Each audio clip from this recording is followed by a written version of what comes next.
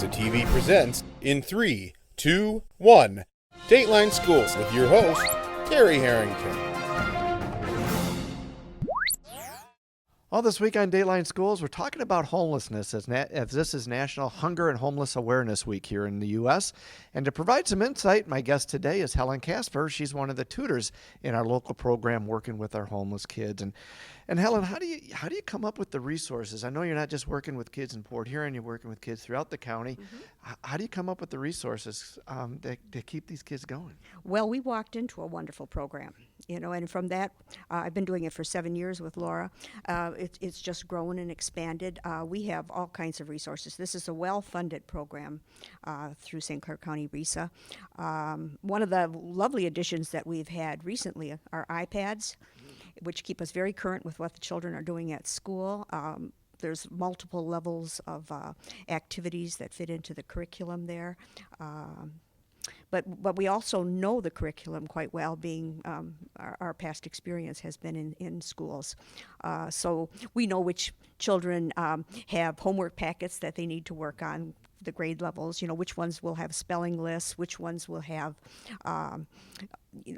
reading logs and things like that they need to tend to. I think it's just, that former knowledge that we bring to it and the good resources that are provided that make the program as successful as it can be. How do you transition these kids back to school on a regular basis?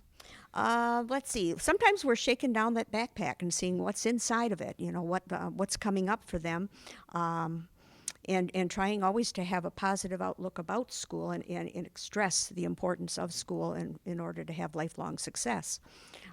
We work with the parents if their parents want to work with us. Sometimes parents will come to the first tutoring session.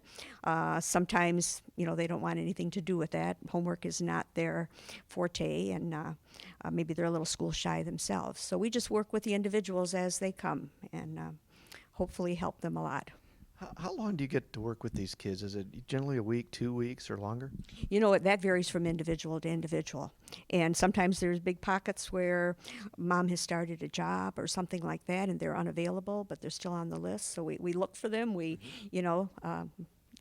That's where our relationship with the staff really kicks in, too, because they'll keep us abreast of what the family's doing, what stage they're at.